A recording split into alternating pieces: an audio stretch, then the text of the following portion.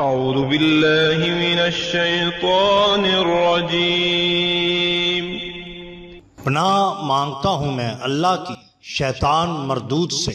بسم اللہ الرحمن الرحیم۔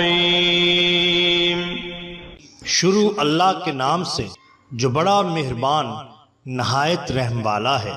دا باٹم لائن کے ناظرین اکرام، السلام علیکم۔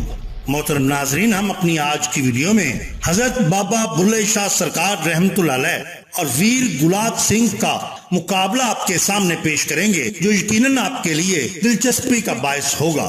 حضرت بابا بلے شاہ سرکار کا حقیقی نام سید عبداللہ ہے، مگر آپ رحمت اللہ علیہ نے بابا بلے شاہ کے نام سے شہرت پائی۔ لوگوں کی اکثریت آپ رحمت اللہ علیہ کے حقیقی نام سے بے خبر ہے، اور اس کی وجہ بھی یہی ہے کہ آپ رحمت اللہ علیہ نے اپنے کلام میں بھی خود کو بلا کہہ کر پکارا ہے۔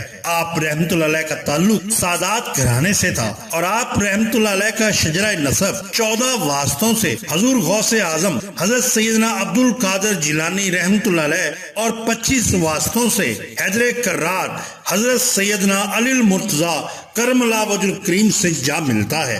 ناظرین، یہاں ہم آپ کی ایک کرامت پیش کرتے ہیں۔ حضرت بابا بلے شاہ سرکار کا زمانہ سیاسی انتشار کا زمانہ تھا۔ مغل بادشاہ اورنگزیب عالمگیر وفات پا چکا تھا، اور اس کے بعد پورے ملک میں بالعموم اور پنجاب میں بالخصوص خانہ جنگی چھڑی ہوئی تھی۔ سکھ پنجاب پر اپنا اقتدار قائم کرنے کے لیے سرگرم تھے۔ اس زمانہ میں سکھ ملتان کی جانب بڑھ رہے تھے۔ ایک سکھ سپاہی چھٹی لے کر اپنے گاؤں گھونڈ میں جا رہا تھا۔ اس کا گزر پانڈوکے کے درمیان سے ہوا۔ وہ گھوڑے پر سوار تھا۔ پانڈوکے کے لوگ گھوڑے پر سوار کسی شخص کو اپنے گاؤں سے گزرنے نہ دیتے تھے۔ وہ بہت متکبر تھے۔ ان کے ساتھ ساتھ رنگڑ بھی ان سے کم نہ تھے۔ انہوں نے اس گھڑ سوار سکھ سپاہی کو مارا، پیٹا اور ذلیل کیا۔ حضرت بابا بلے شاہ سرکار کو جب علم ہوا تو انہوں نے جا کر سکھ سپاہی کی مدد کی اور اس کو ان سے چھڑا کر اپنے ڈیرے پر لے آئے۔ مرم پٹی کی اور خاطر مدارت کی۔ وہ سکھ سپاہی گھر جانے کی بجائے اپنی پلٹن واپس پلٹا اور اپنے جرنیل گلاب سنگھ سے سارا ماجرا بیان کیا کہ ملتان پر حملہ کرنے کی بجائے پہلے پانڈوکے کے رنگڑوں پر دھاوا بولا جائے۔ لہذا سکھ فوج پانڈوکے کی جانب لپکی۔ ادھر سکھ سپاہی کی مدد کرنے پر پانڈوکے کے لوگ حضرت بابا بلے شاہ سرکار کے خلاف ہو گئے، جس پر آپ وہاں سے قریبی گاؤں دفتہ چلے گئے۔ آپ کے گاؤں بدر ہونے پر علاقہ کے بزرگ لوگ چودھری پانڈوکے کے پاس گئے اور کہا کہ آپ نے حضور بلے شاہ سرکار کے ساتھ ناروا سلوک کیا ہے اور اس سے ہم پر کوئی آفت آ سکتی ہے۔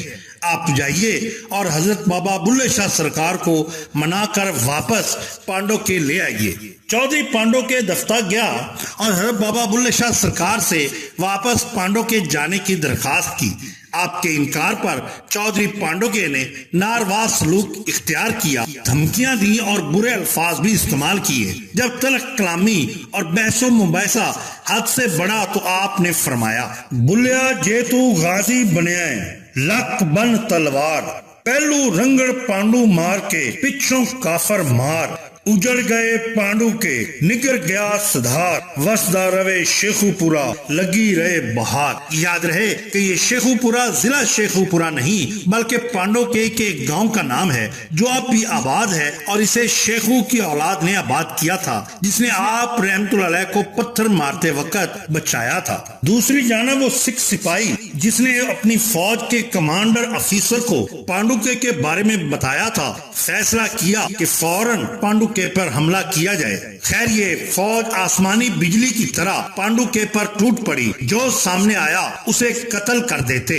اور جب گاؤں کی زمین لوگوں کے خون سے سرخ ہو گئی تو سکھ جتھے نے لوٹ مار شروع کر دی۔ چودھری پانڈوکے کا برا حشر ہوا۔ موضع سدھار کو ایسے زلزلے کا جھٹکا لگا کہ سارا گاؤں زمین میں دھس گیا، اور اب اس گاؤں کے کھنڈرات موجود ہیں۔ جب چودھری پانڈوکے نے اپنے گاؤں پر سکھوں کا حملہ دیکھا تو کسی طرح بھاگ کر آپ رحمت اللہ علیہ کی خدمت میں حاضر ہوا اور عرض کیا، حضور میرا تو کچھ رہنے دیں۔ آپ سرکار نے فرمایا، چودھری پانڈو تمہارا اب کچھ نہیں رہا، ہاں گاؤں کا نام پانڈو کے ضرور رہے گا، اور جب تک یہ گاؤں رہے گا تمہارا نام قائم رہے گا تاکہ لوگ عبرت حاصل کر سکیں۔ اس کے بعد ویر گلاب سنگھ کو ایسا پیٹ میں درد اٹھا کہ وہ بے حال ہو گیا، کچھ سمجھ میں نہ آتا تھا کہ اب کیا کرے۔ اسی سکھ سپاہی نے حضرت بابا بلے شاہ سرکار کے پاس ویر گلاب سنگھ کو بھیجا۔ آپ سرکار نے دعا کی اور اس طرح ویر گلاب سنگھ تندرست ہو گیا۔ نہیں جانتا تھا کہ یہ شان ہوتی ہے اولیاء اللہ کی۔